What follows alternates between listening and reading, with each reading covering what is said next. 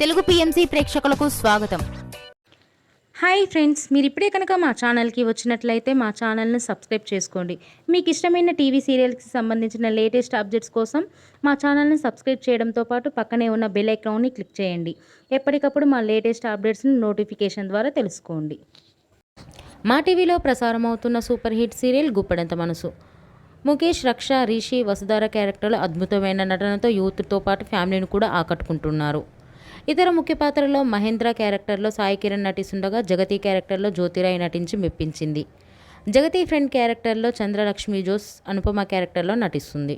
తాజాగా రిషి, వసుధార వారి లేటెస్ట్ ఫొటోస్ని అభిమానులతో పంచుకున్నారు. ఆ ఫొటోస్ని మనం కూడా చూసేద్దాం.